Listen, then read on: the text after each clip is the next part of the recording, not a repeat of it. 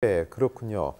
자, 민주당 공천이 마무리 단계에 들어가면서 물갈이 폭, 과연 어느 정도일까? 21대 총선보다는 그 폭이 좀 크고요. 호남의 경우에는 그 폭이 더 큰 것으로 집계되고 있습니다. 자, 아니다, 그렇게 볼 수만은 없다, 쇄신이다, 이렇게 얘기하고 있는 분들도 있는데, 김대현 평론가 어떻게 보세요? 인물이 교체됐다고 하는 것은 저는 쇄신이라고 주장할 수 있다고 봅니다. 네. 그런데 그냥 인물을 교체하는 것이 아니라 막무가내로 하는 것이 아니라 내용이 중요한 거죠. 질적으로 이 교체가 훨씬 기존보다는 나았던 것인가, 이런 기본적인 판단을 할 텐데, 지금 같은 경우는 친명 일색으로 교체가 됐다라고 하는 이런 프레임이 굉장히 고착화되어 있습니다. 그렇기 때문에 민주당 입장에서는 이 프레임이 깨지지 않는 이상 민주당의 이 인적 교체가 쇄신이 아니라 다양성을 훼손하는 친명 단일 체제, 이재명을 위한 사당화로 완전히 탈바꿈했구나라고 하는 비난에 직면할 수밖에 없는 거죠. 네. 물론 저는 이제 이재명 당대표는 여기에 대해 해명을 할 거라고 보고 나름대로 혁신이라고 주장하고 있습니다만, 어쨌든 정당이라는 곳에서 다양성이 사라진다고 하면, 그러면 사고의 동종 교배가 나타나고, 그것은 결국은 정치를 기형적으로 만드는데 굉장히 중요한 역할을 한다. 저는 그래서 이번에 교체율이 높다는 것을 주장하면서 쇄신을 했다라고 하기에는 민주당의 처지가 굉장히 좀 곤궁스럽다라고 봅니다. 저는 이제 만약에 이번 같은 경우는 여야 공히 비난을 피할 수 없을 것 같은데, 다양한 어떤 분야의 전문가라든가 아니면 세대를 대표하는 분들, 성별을 대표하는 분들, 여기에 더해서 소수자까지 다 정말로 내놓으라 하는 분들로 국민에게 딱 밥상을 차려서 우리 이런 후보들로 이번 전선을 폈습니다, 이번에 공천을 했습니다라고 했을 때 박수를 받을 당이 없단 말이죠. 오히려 저는 이제 민주당이 더 비판을 받고 있는 대목에서는 이재명 대표가 이를테면 친명 횡재를 한다라고 하는 프레임을 왜 정치적으로 정무적으로 깨지 못했을까. 그래서 점점 더 분위기가 안 좋아졌었는데, 다양스러운 일인지 모르겠습니다만 조국의 등장으로 인해서 민주당의 비명 행사가 상당히 좀 희석되고 있는 점, 그런 점은 아마 네네. 민주당 입장에서는 조금 바람직한 부분이 아닐까 싶습니다. 네, 민주당의 물갈이 폭에 대해서 누구보다는 비판적인 목소리를 내는 분, 바로 새로운 미래 이낙연 공동대표인데요. 이낙연 대표는 농부는 굶어 죽더라도 종자를 남긴다는 속담이 있지 않는가. 공천을 학살해도 종자는 남겼어야 한다는 게 지역의 입장이다.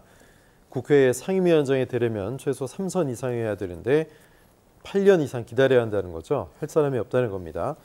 자, 호남 민심이 이 이낙연 대표의 말에 박 교수님 움직일까요? 그리고 상임위원장, 그건 좀 지엽적인 문제 아닐까요? 어떻게 보십니까? 저는 민주당 지금 공천 논란의 큰 책임 중에 하나가 저는 이낙연 대표라고 봐요.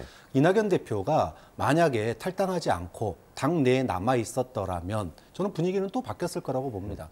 그러니까 이낙연 대표 측이 이재명 대표를 비판하는 목소리를 냈던 거는 저는 탓하고 싶지는 않아요. 얼마든지 할 수 있습니다. 그런데 이 공천 과정에서 정권 심판론을 더 잘하게 하기 위한 경쟁을 펼쳤어야 되는데, 그 구도를 만들지 못하고 탈당을 하면서 이 소위 말해서 다른 목소리를 내는 사람들은 정권 심판론에서 마치 뒤통수 치는 사람, 이런 식으로 이제 이 분당이 탈당이 결국 그 프레임을 스스로가 써버렸어요. 그러다 보니까 이낙연 대표의 새로운 미래가 호남에서도 지지를 못 받고 민주당 지지층의 지지도 못 받고, 지금 사실은 굉장히 어려운 구도 속에 빠졌는데, 그런 상태에서 바깥에서 이재명 대표나 공천 비판해도 그 목소리가 민주당 지지층에 들리질 않거든요. 좀 그런 점에서 너무 뒤늦은 비판 아니냐. 당 내에서 정권 심판론을 위한 그런 공천 구도, 경쟁 구도를 만들었어야지 하는 아쉬움이 지금 결과론적으로 있지만 굉장히 아쉬운 대목이라고 봅니다. 네, 물갈이 폭이 높은 가운데 지도부는 모두 본선 직행 확정이 됐습니다. 아니, 지도부여서 그런 게 아니라 경쟁력이 있기 때문에 그런 걸 어떡하냐, 이렇게 얘기하면 김대현 평론가 어떻게 답하시겠어요? 틀린 말은 아니죠. 네, 지도부를 하면 기본적으로 전당대회를 통해서 인지도를 상승시키죠. 네. 더군다나 당원들의 주목을 받기 때문에 당원들의 지지세도 커집니다. 여기에 이 지도부 활동을 하게 되면 당연히 당 기여도도 높아질 수밖에 없는 거죠.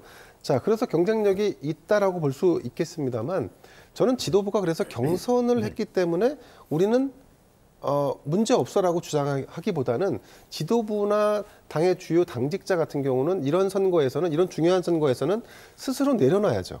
스스로 희생하는 모습을 보이고, 나는 이제 당이 승리하는데 중요한 중책으로서 예를 들면 진두지휘 하는데 한 어떤 미라를 보태겠다. 이게 이제 우리가 흔히 말하는 선당 후사겠죠.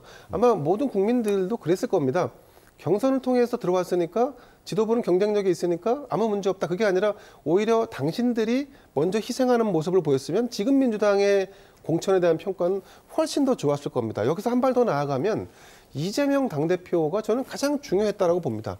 만약에 본인이 불출마를 먼저 선언했다면, 혹은 개항에서 적어도 뭐 경선이라도 하든지 보다 경쟁력 있는 사람에게 무언가를 좀 함께 할 수 있는 여지를 줬다면, 그러면 지금과는 조금 판단이 달랐을 겁니다. 근데 가장 중요한 게 본인의 어떤 권력을 지키는 거, 본인의 사법 리스크를 막는 거, 이 당 전체를 친 이재명으로 만드는 거. 그러니까 이런 구도에서 허덕이다 보니까 비난의 화살이 본인뿐만 아니라 당 지도부, 당 주요 당직자 전체 선거판에서 야, 민주당이 현 정권에 대한 심판을 한다는데 저들은 심판할 자격이 있는가라는 이런 국민들의 퀘스천 마크를 만들었단 말이죠. 네. 결국은 저는 가장 정점에 가장 큰 책임은 이재명 본인에게 있지 않았을까. 이번 공천만 놓고 본다면 그렇게 책임을 물을 수 있을 것 같습니다. 네.